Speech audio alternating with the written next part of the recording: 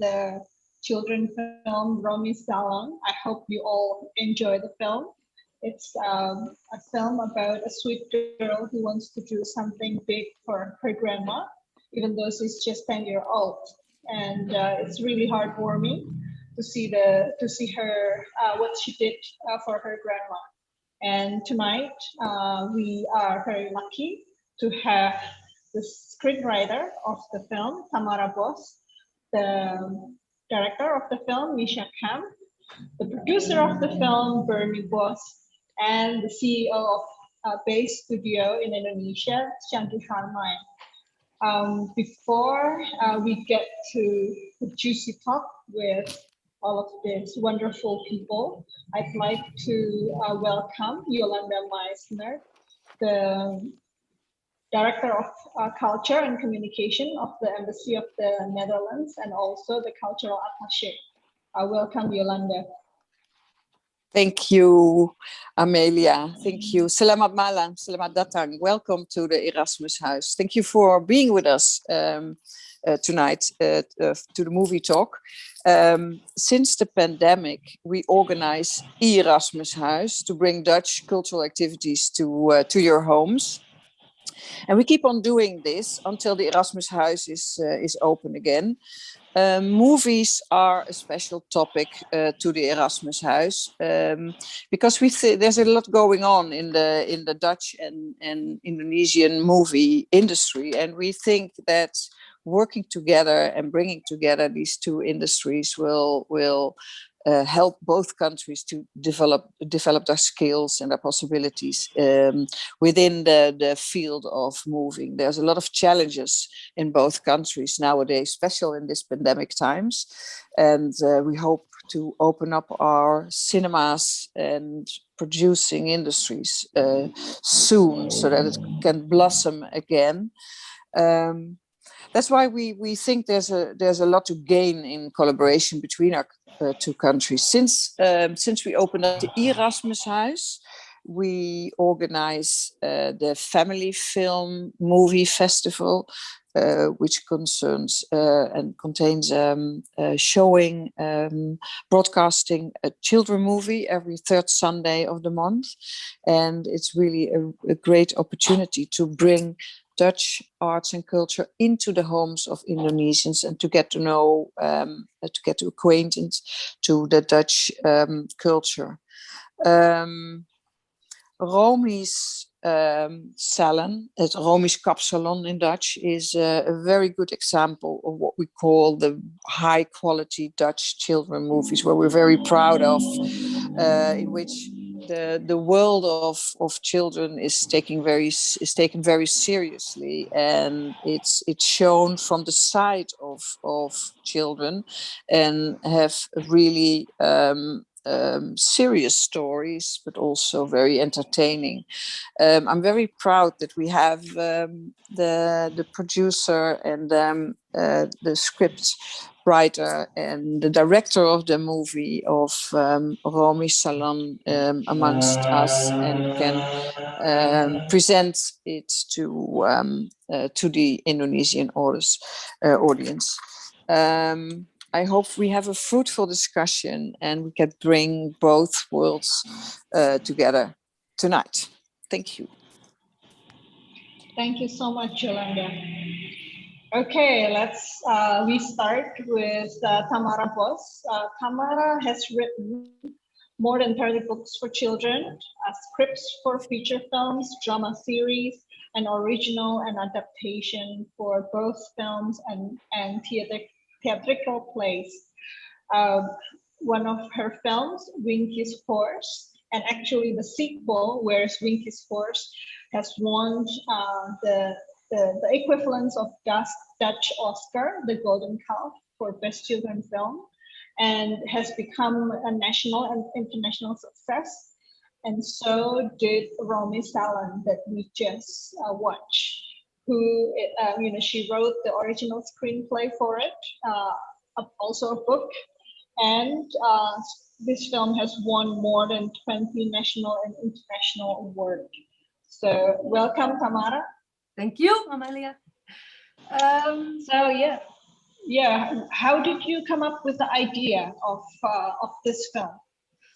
Well, actually, I came up with this idea a long time ago already, after we made Winky's Horse together with Mischa Kamp, the same director of Romy Salon. After that success, I said, I have another idea. It's about my grandmother. But that was in 2006, I think. And well, it took a long time to start writing the script because of the sequel of Winky's Horse. But the idea I came up is because of I had this experience with my own grandmother. When my own grandmother was around 80, and it was not my father's mother, but it was from my mother. She became a little different. She changed, and I think it was the beginning of Alzheimer's disease. And before that, she was very strict. She was very like, we do it like this. And for example, when we had dinner, she cooked and we ate very quickly, and then we had that. So she was very busy all the time, and she was not very nice. And then she changed. She became more friendly and more in the moment, and also a little bit anarchistic.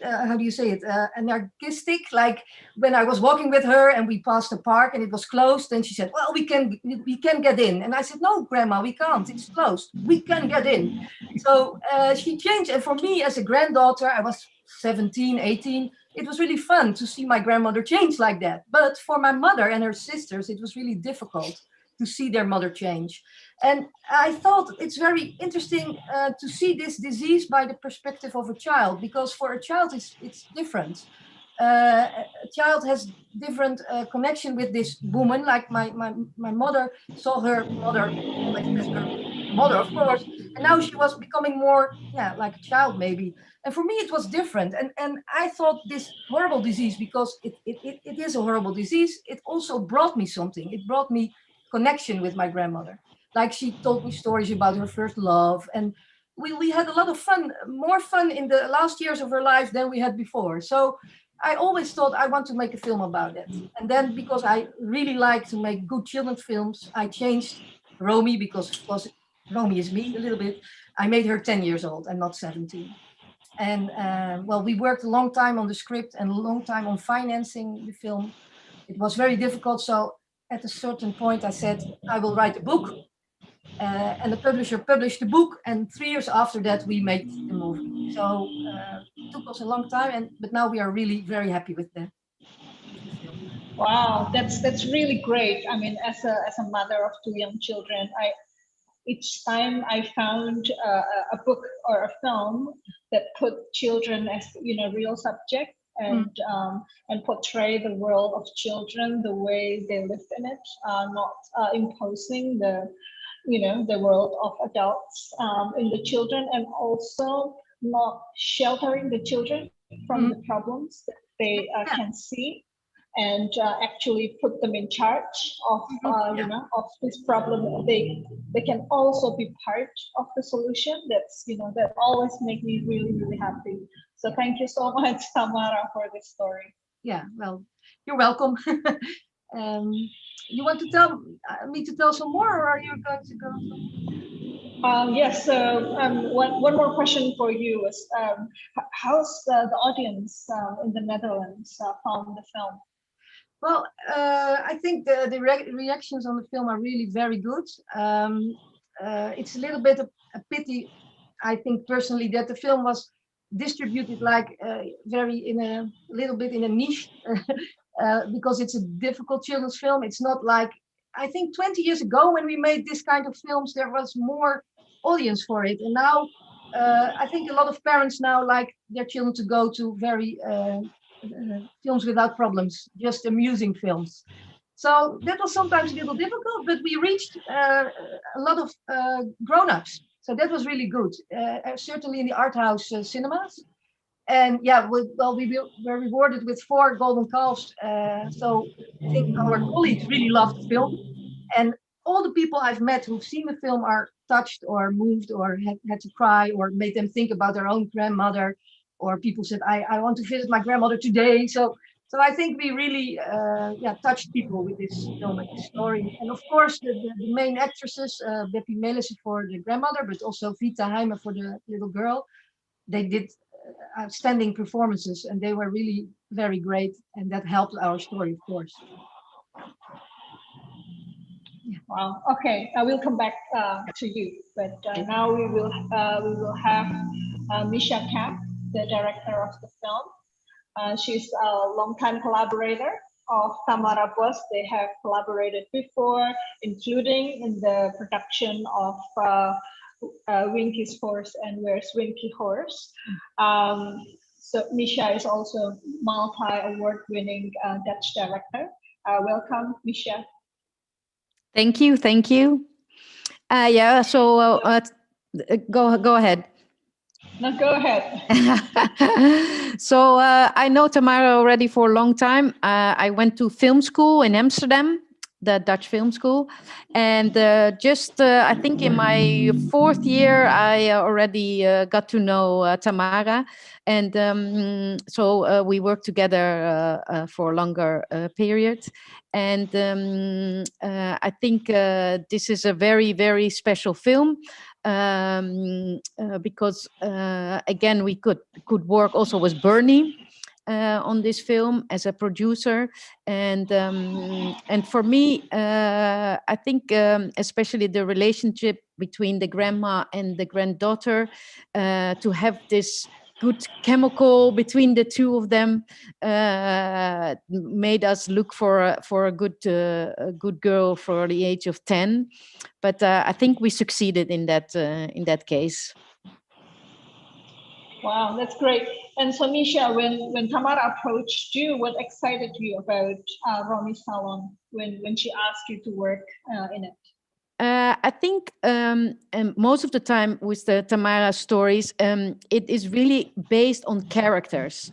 So she makes stories in which the characters are so interesting and human, and especially in this case, again, I could really feel the urge of the story to tell something about to get closer to each other, even in hard times. So she has subjects that that make very human, and I think that's, for me, it's important to tell children not only stories about big giants or but on human stories. Yeah. Okay, that's wonderful. So what for you as a director, what's the most challenging part in making this film? I think after a good story, the second most important part is, of course, getting the right actors. So if you have the right actors, it brings you so much more to make them believable. And we did a lot of castings. I think at least 100 girls around the age of 10. And the last at the last we put the grandma, who's played by Beppie Melissen. I put her together with 2 girls who were left over, and then it was actually quite clear that Vita should play the role, because then you could really see them together in this casting, and that made it clear that those 2 were the match. Wow, I see. And the character of the girl is a little bit shy and not so outspoken. Is that deliberate? Or is that, is the story like that? Or is it thinking in the casting? It's a bit, I think in the book, it's more an outgoing, more open, maybe a little bit more tough girl. But it also, it also had to be that you could really see in the face of the little girl that she was touched by the grandmother and touched by the situation. So it's always hard to say what kind of girl gets out of this casting. But the main thing is in a casting is, do I believe what the girl is playing? You have a lot of children who, of course, have maybe more tough kind of appearance, but if you don't believe them, you really have to see in the eyes that it's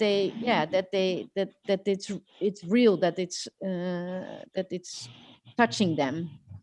Yeah, but Mischa, actually, Vita has a real different characters in real life. Yeah. She's more energetic. comparing to her as a child in real life and comparing her to the role of roaming, it's probably it's way different. Yeah. So she really had to play. It's not that she plays herself or something. No, she really plays the role of Romy. I see. Okay, great. Thank you so much, Mischa. We will come back to you. But now I will bring Burny Boss. Hi, Burny. So Burny is actually Tamara's father. This is amazing, actually, that you supported your daughter all the way. He is an author of more than 40 books, many radio shows, TV shows. He's also worked at the Dutch Public Broadcasting, BPRO, as the head of children youth television programming.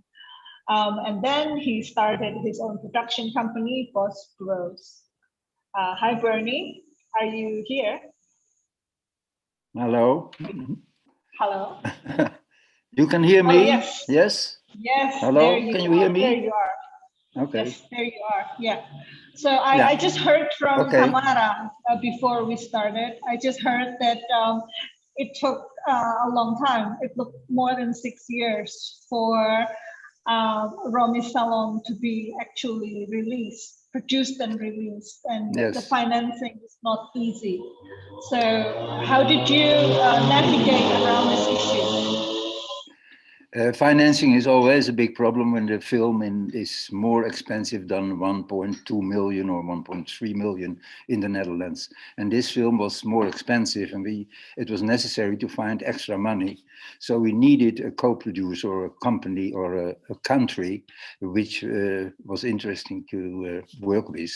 And then in the script, Tamara decided that the grandmother was original Danish, so we could cooperate with Denmark. But in Denmark, you can get some money, but you have to spend more than you get. So Denmark was not an option. So we worked together with Germany, and we suggested that we were in Denmark. So that was a part of the financing. But it was quite tricky. We worked with two budgets. We had a 1.7 budget and a 2.2 or 2.1, I'm not sure, but million budget, because we had to wait for money from Germany, but it was not in time. We had to start earlier. So we started earlier than we had financed the film. But lucky, all things came at the end all right. But it takes always a lot of time, and a lot of problems, and a lot of, well, it's not fun.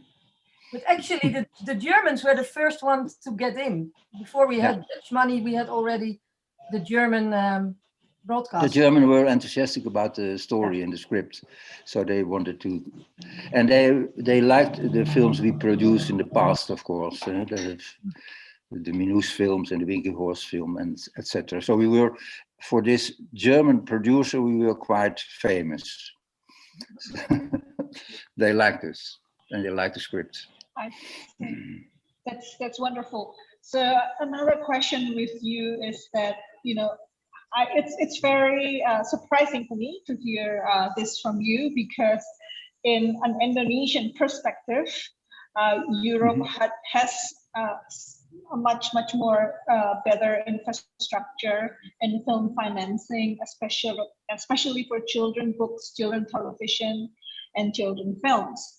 Can you explain to us a little bit the infrastructure in place and the things, some of the ecosystem that made it possible for Europe, for the Netherlands, to have such a rich collections and productions of for children?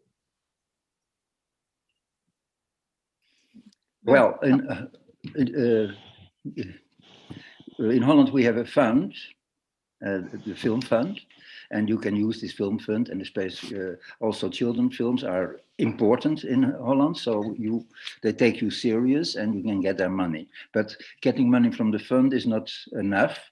You need a broadcaster, and when you have a broadcaster aboard, you can go to another fund, that's the co-production fund, Kobo Fund, it's named, and they can give you money if you have a broadcaster. And then you can go with this money and the film, you can go to an extra fund, the incentive and production incentive, and you can get extra money to produce your film. But all this money together is not enough when the film is more expensive than 1.2, 1.3 million euro. So we have to, then you have to find investors, or you have to find other people or other countries or other co-production partners to finance the film. But related to Indonesia, I don't know the possibilities over there, but I think we are in a more luxury position than you in your funds. But it's still complicated, and when we make new films, in the past, we had also the possibility that investors financed the film. When we produced Minus, I don't know if you know Minus, it costed 6 million euro, and it was financed in 2 months because of a special investment regulation. But the government changed it because too many people misused, of the, how do you say it, used it in the wrong way. So they stopped it. But now we have to, there is an extra possibility now for commercial films in Holland, an extra fund. In the past, you could not make a very, on famous character something, because they said, well, you can finance it in another way, but that's impossible in Holland. But now there are 2 funds, and one for artistic films and one for more commercial films. And Winky, or this film, this Romy's Salon, was of course an artistic film. I see. When you decide to work on a children's film or books or television, what kind of principles? Do you have any things that you're especially looking for in a children's film? Well, I used to be a teacher when I started my career. So I always stayed a little bit a teacher. And I think a story, because everything a child sees or hears of educates a child. The commercials, they educate a child in a certain way. Films educate a child in a certain way. It's not our task directly to educate, but it's our responsibility to bring them stories which help them growing up. And that's where we're looking for. Thank you so much, Burny. No, because Yes. life is difficult. We like children to give them some tools to make life a little bit easier. Yeah, I have an example. When I started to the radio, there was a radio program, and it was named Little Child Listen. And they asked me to produce it, and I said, okay, then we start, and I give it a new name, Little Child Don't Listen. It was not allowed, so we gave it another name. But the intention was to take children very serious, and even new shoes or the death of your grandmother are both important. Yeah, that's absolutely. why we. Yeah. Thank you so much, Burny. We will come back to you, but okay. I will introduce the next speaker, Shanty Harmayn. Actually, Shanty was my previous boss. We met years ago, a decade ago maybe, and she's the co-founder of GFest, Jakarta International Film Festival, and also Indocs. I used to be the director of Indocs for 8.5 years. She is also a producer of many notable Indonesian films, according some children films. And now she's the CEO of Base, a film studio based in Jakarta and Singapore, which developed, financed, produced, and distributed Indonesian films, including the recent one, Empatigor, who went to Sundance. Welcome, Shanty. Hello, everybody. Thank you. So, thank you for being here. So, so Shanty, you produced Garuda di Dadaku. That was a memory that I still have in my mind. That was I think when I first came back to Jakarta, and this was a huge success in Indonesia. Can you explain to us a little bit of the financing situation for this film, and then compare it with now when you are the CEO of Base? Okay. So Garuda di Dadaku was a children family film. I always have people always ask, is it a children film or is it family film? That is always the continuous question when you make children or family film or both. It's a story, and it's sports related. It's about a child who dreams to become into a soccer player in the Indonesian national team. Because soccer is huge in Indonesia. It's a very popular sport, but we're very bad at it. So like Indonesians are very bad at it. So there's that contrast. So my biggest task was, when I was financing that film, nobody wanted to invest in the film because, oh, it's a family film. Yes. And then when I say soccer, oh, no, no, we're bad at soccer. Oh, sports movie, they don't make money. So I was having a very difficult time financing this. That in the end, when I started production, I only had maybe 60% of the financing, and then we decided to use 40% of our own funds. I was like taking a risk in producing the film. But the film became a success story, so it became a big hit that year. Became a classic children film in Indonesia, and then we managed to do the sequel, and then afterwards we did basically 2 seasons of TV series, and the song was so popular. Well, the song was the inspiration of making the film, because it's a fan song. It's a soccer fan song that we in the end recreated and made the story based on that song, basically.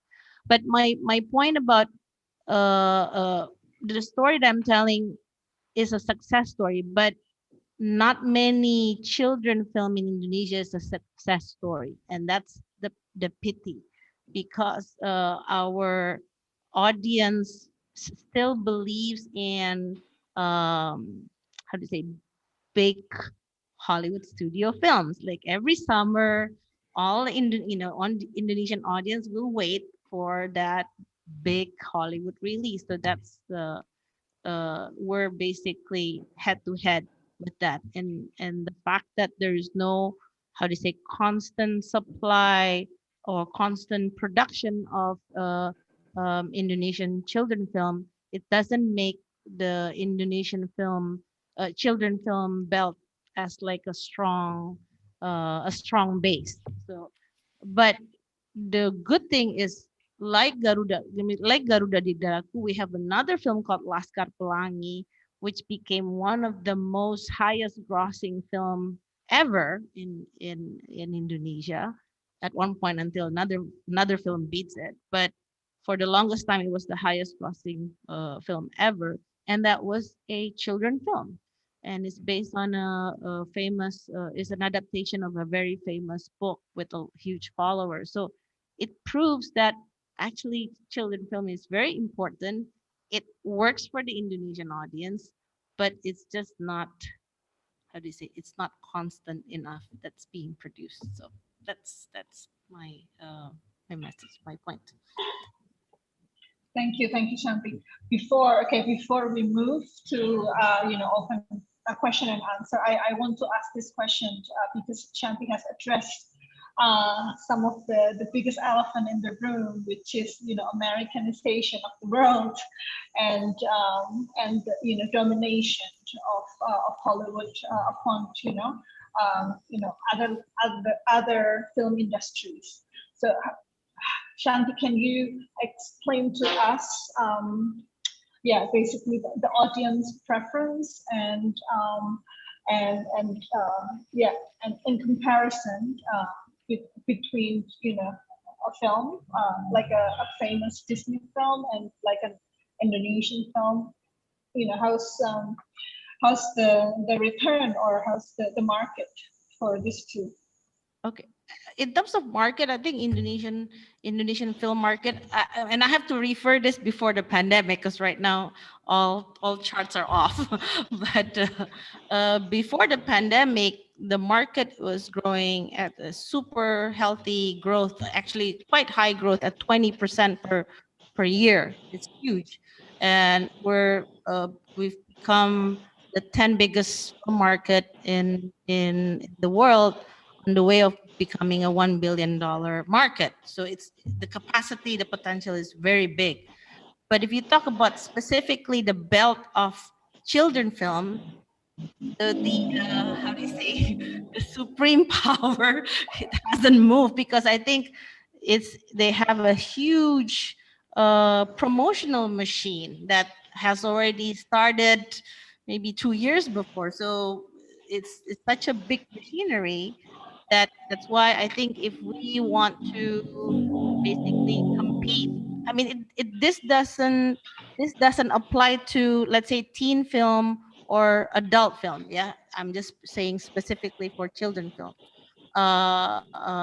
It's a very tough competition because there's no constant production. But it has been proven that if it really became a hit, the local film, because it relates, you know, I want to quote Tamara before, because it's such a personal story. I mean, Romy Salon is a personal, it's a memory of the grandmother.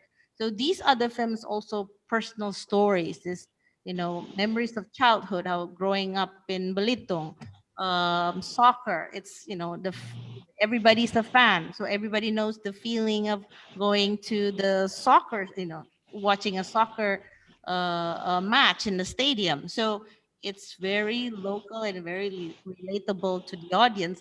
So, and the other one is Sherina's Adventure, Petualangan Sherina. That the first film that restarted the industry was a children film. It was a huge box office hit. So it has all the big milestones in the film industry, but it needs to be, I think, more producer needs to be more constant. So Burny, can I go to you? Yeah. What's the influence of you know, American industry and to Dutch industry, the Dutch children film industry especially? Well, we have the same problems. The Americans are so powerful in their marketing. So we don't have enough money to market. When we started in 1980 with our first films, of 1989, I mean, with Abel, the Flying Lift Boy, we decided to compete and try to fight against Disney and say, why always a Disney film in Christmas in Holland? Let's do a Dutch film. And we looked for Dutch famous books. And we found the books from Annie M.G. Schmid. She was the most famous Dutch author. And she's like the Astrid Lindgren from Holland. And we got the rights for these books, and we decided to film them all. And we were very successful. We were the biggest success in the Dutch youth cinema since ages. We had more than 1 million, we had almost 1 million visitors, and that was unbelievable. And then at that moment, a lot of other famous books were filmed, and they all reached an audience. But now all the famous books are gone, and now we have to tell new stories, and we don't have enough marketing money. So, for instance, Romy's Salon, we couldn't bring it to a big audience, and there should be a big audience for this film because everybody likes the film, but we couldn't reach them. And by the way, this film got 4 Oscars in Holland. So it was very successful for the real people who make films. But it's the marketing is a terrible problem. How about the rise of Netflix and other OTTs in the Netherlands? As a producer, do you see more windows open for you? Yeah, but they open a little bit, but very, very careful, and not. I think they do 1 or 2 things a year. So, and there are a lot of production companies in Holland, so it's difficult to get a foot between the door of. That's a Dutch expression. But it's complicated. But we know. There are more and more platforms who need Dutch things, and I think the future will prove if it works. But at this moment, it's very quiet. Also, Amazon and also Disney Plus and Disney Star or Disney, I don't know, and Apple TV. Well, they're coming, but it's quiet at this moment. I see. Thank you. How about you, Shanty? You've collaborated a lot with the OTTs. How do you see them in the development for Indonesian film industry, especially for the children? I think for OTT, it's still the beginning stage. I think they just seriously entered the market last year, both Disney and Netflix. So in a way, I think they're still, how do you say, trying to map out the audience because paying for the subscription is also not cheap. So it's not yet affordable to like a super wide audience. So keep in mind, uh, even though it can help on access, but it's actually not so. So it's only catering to a certain market at the moment. I see it as a first step, but I think it still needs to be with cinema. I don't think it's a replacement. It needs to coincide. I have yet to see them buying a children's film, so let's see. But I think they have licensed some. I mean, they've licensed my film and other films, other children film. But I don't know whether in the future they're going to either commission or specifically create the children film, programming. Original. Yeah, I original. see. I see. Okay. Thank you. Thank you so much. I have to close my video and then see the chat. The chat has, we have a lot of questions already in the chat. Okay.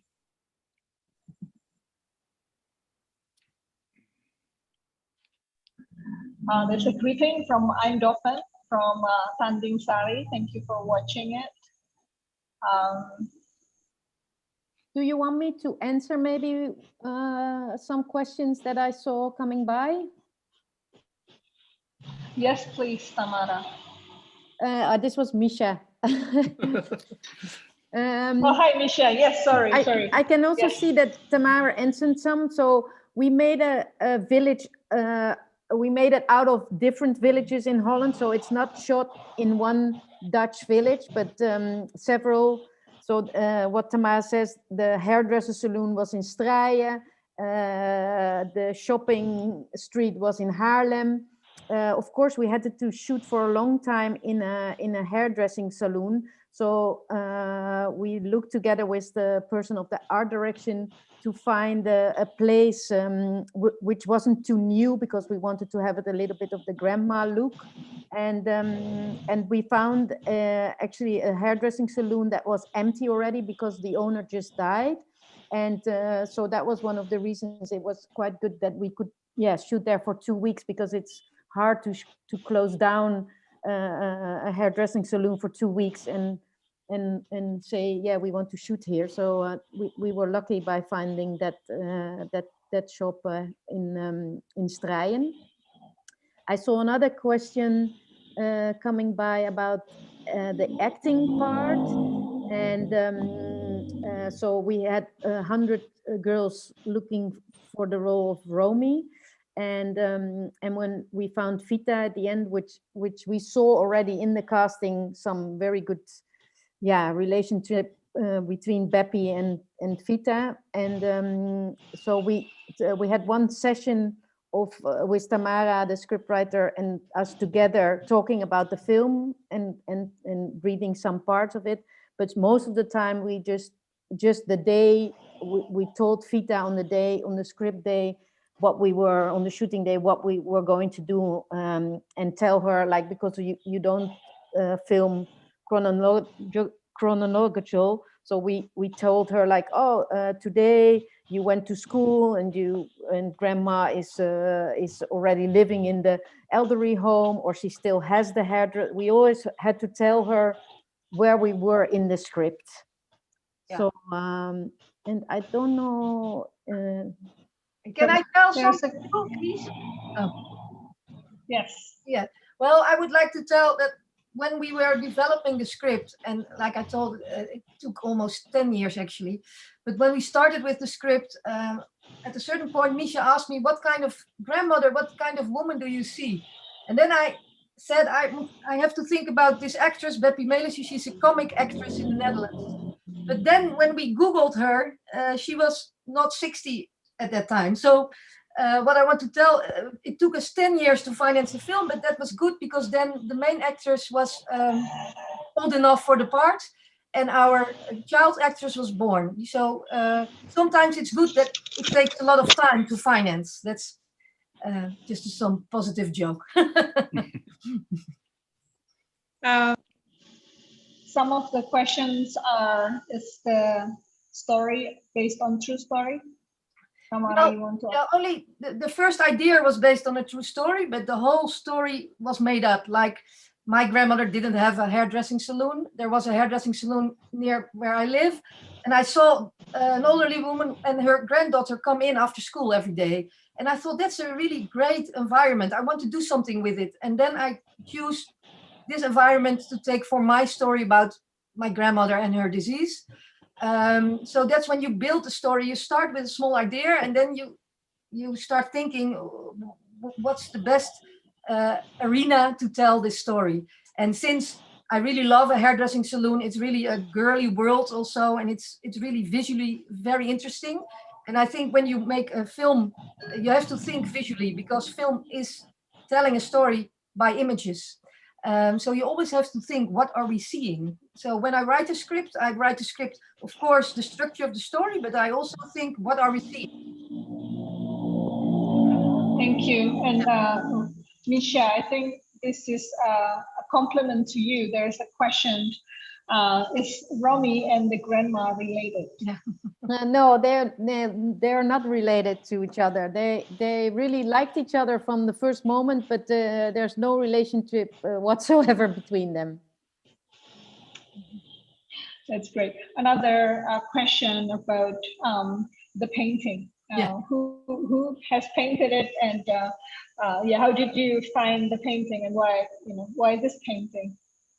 It came by a person from art direction, and Vincent did the art direction, but he had a friend who's called Jan, but I have to remember his last name.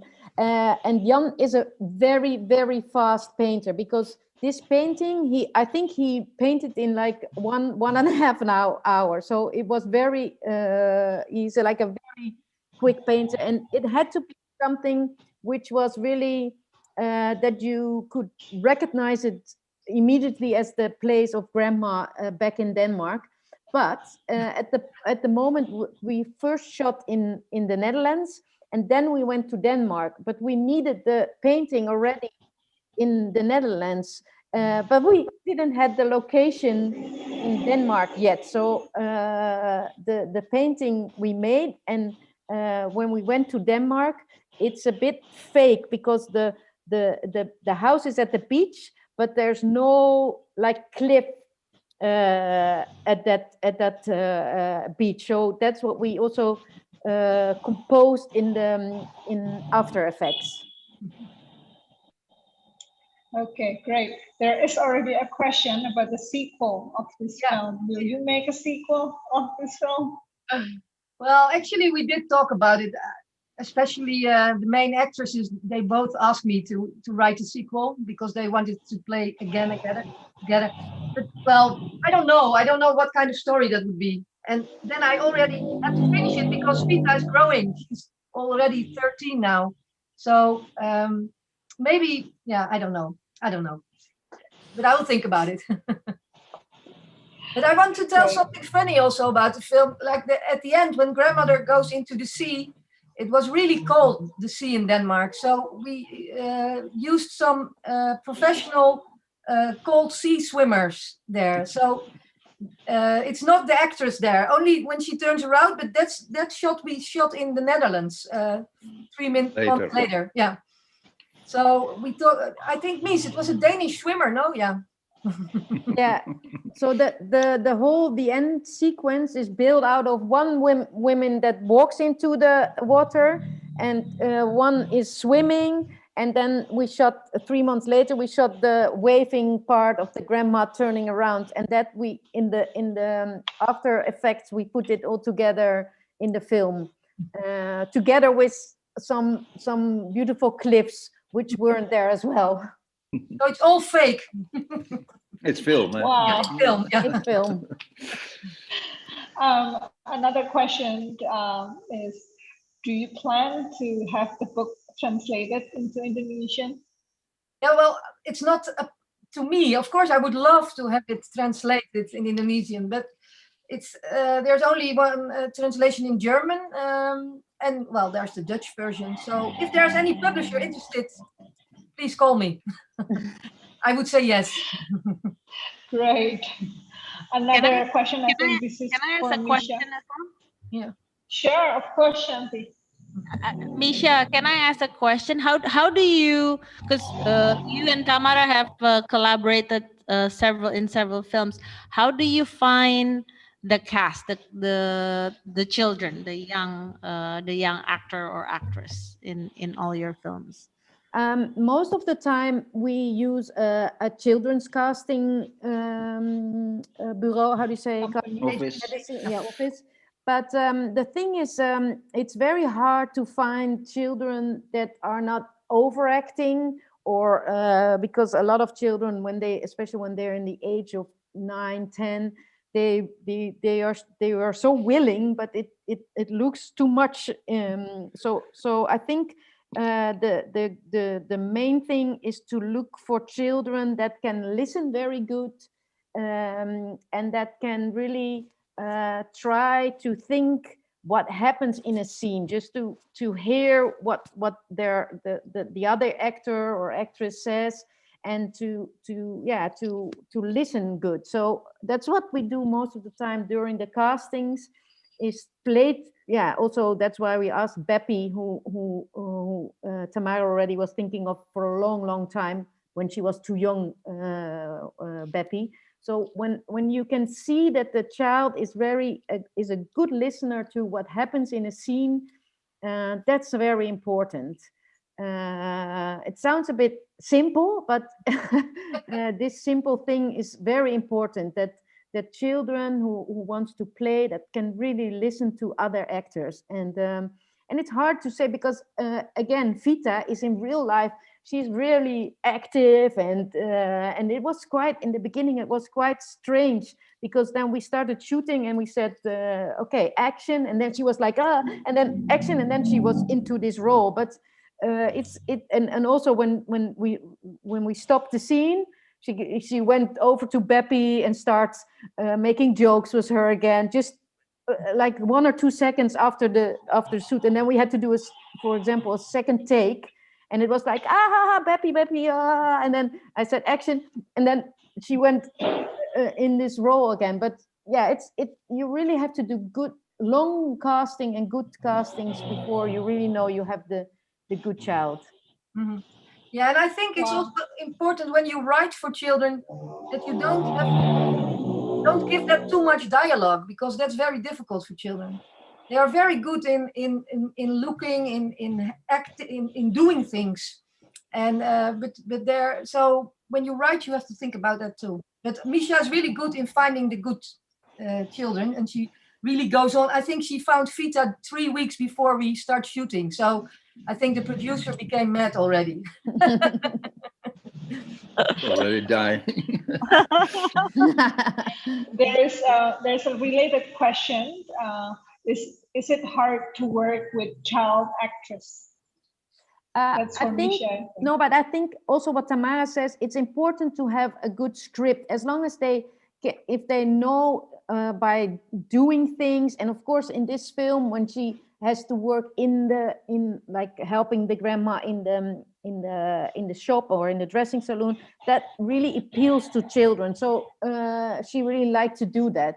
And so yeah, making things up for children to do or to play with in scenes is very important. And so, for example, Vita really loved to do the scenes in the swimming pool with her grandma, in the bed with the grandma eating French fries.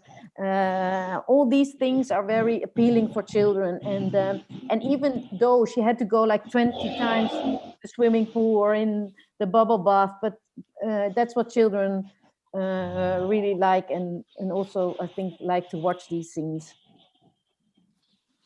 I see. So now the question is for Shanty and Burny. What's the chance of co-production for children films between the Netherlands and Indonesia? I think this question is from the embassy. Burny first. Okay. Well, if there is a good story, we can try to find a way to cooperate, but it will be quite complicated, I think. But the reason also for a co-production in Europe, there's always some Europe pudding they produce because they need a lot of countries and they all want to be seen a little bit. So we always co-produce if there is a reason to co-produce. And if we have a good reason, we can do it. And I think there is a film colleague, Orlof Seunke, is he not living in your country and working at the academy? Yes. Well, he could be a very good contact for us.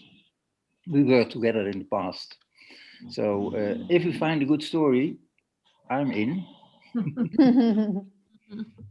How about you, Shanty? I second Burny. It has to have a good reason. It means the story needs to be organic. It cannot be just either let's penetrate the Indonesian market, or an Indonesian film like we need the funding in Holland. That's not enough, Amelia. I think the story needs to work for both territories to have the co-production, because otherwise it feels like patching. And then when you start patching, that's like big problem. So yeah. And then I know how do you say for the European producers, for the Dutch producers to apply for the fund, it's quite, they have to go through many stages. So because just for the Dutch colleagues in Indonesia, is the financing is purely market financing, like investors and investment equity. We don't have government funds, so we have a very two different way of financing a film. So that also to be taken account. I just finished a Dutch co-production, so that I know of. So how to match these two, I was like, oh, difficult. But that's why the story needs to be organic to make it happen. Then it doesn't become difficult. So Yeah. Like for instance, Winky's horse. Winky came from China, really, but in Winky's horse. So there was a reason to cooperate with China. We didn't do it, but it could have been. We did with Belgium. So we did it with Belgium, but because of Belgium has a lot of money. I see. And a question also both for you, Burny and Shanty. For you, Burny, about the Romy Salon. How difficult it is, or how easy it is for the film to reach international audience? Well, the film reaches an international audience by festivals, and it's selected by a lot of festivals, so a lot of people can see it, and a lot of people gave it a prize. A lot of festivals gave it a big prize, even in Holland. And we try to sell it internationally, and that is, well, not easy, I say, because the most people who the most buyers for children's things are buying successful, popular things, and this is, as the subject is not very popular. But Burny, this film was in cinema in Germany and in Poland, and in both countries it was used in a big educational program. A lot of children went to the cinema to see this film with an how do you say it, a school approach. Afterwards they talked about it, and it's a pity in the Netherlands we didn't do it, but like in Poland, I think, I don't know, but a lot of children, and also in Germany, went to see the film. So sometimes you maybe can't reach a big audience by marketing or popular, but on another way you can reach a big audience. But then you have financial possibilities. You need financial possibilities, and we didn't get them in Holland, so there was a problem.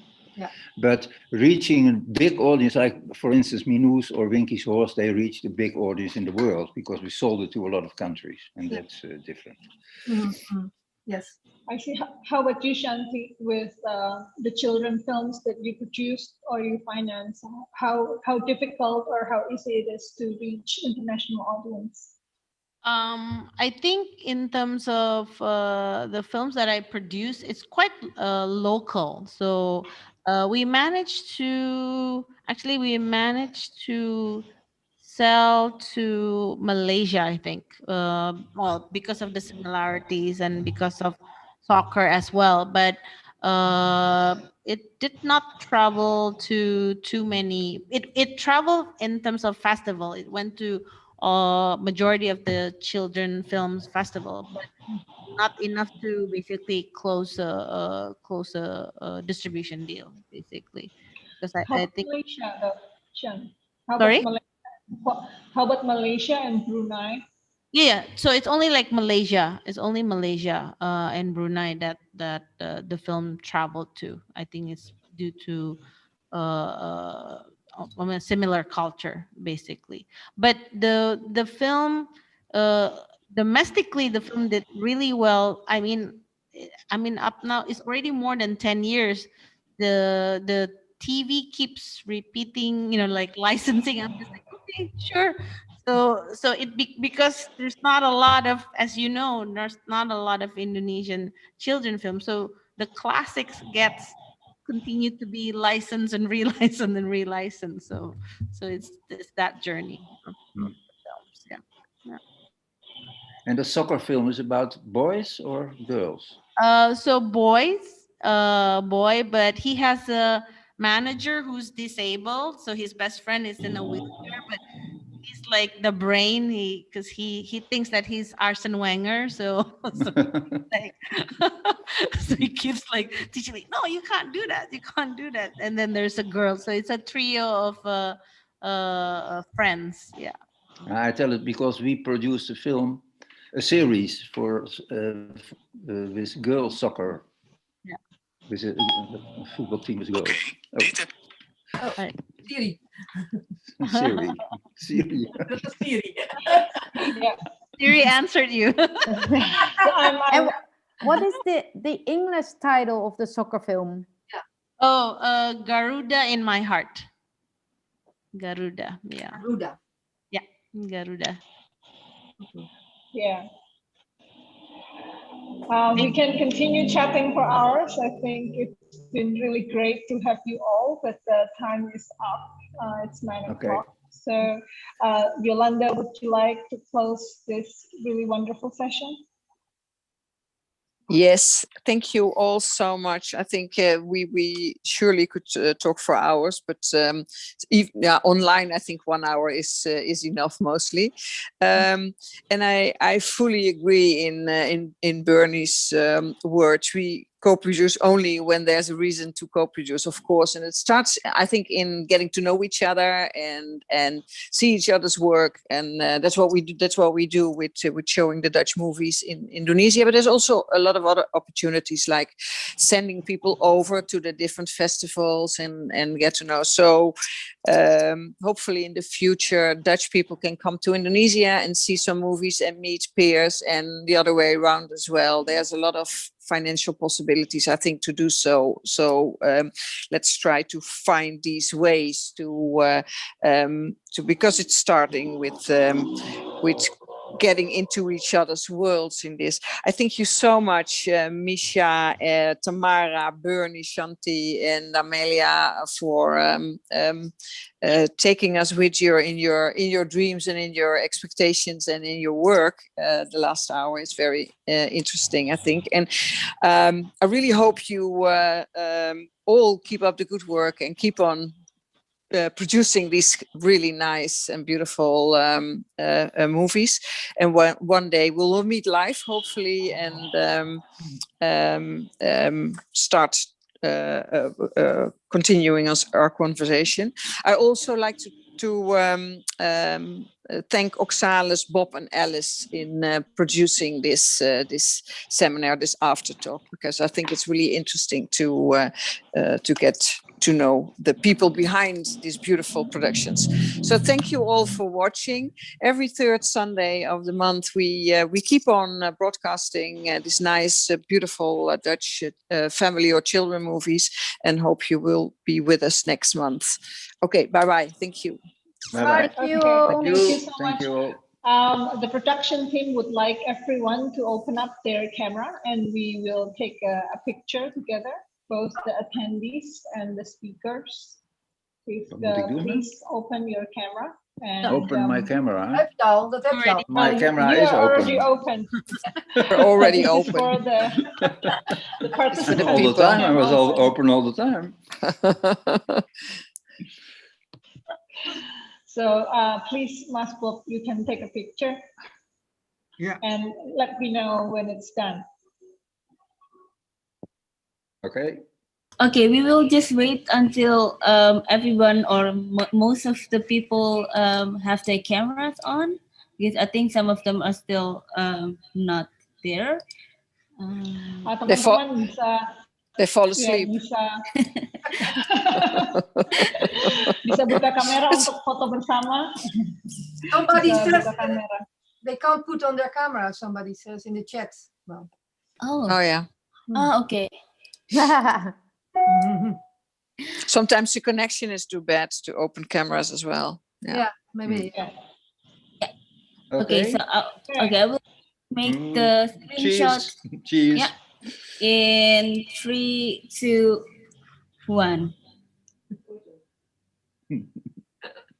And another one.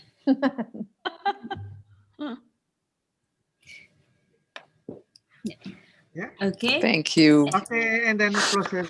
Okay. Thank you. Okay. Yeah. Thank you Bye-bye. so much. Have a good night. Bye-bye. Have a good Bob. evening. Thank you. Yeah, bye. Bye.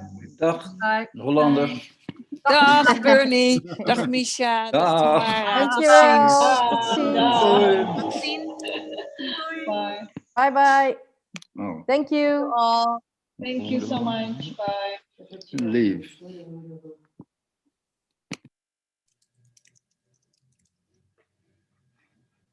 Bye-bye.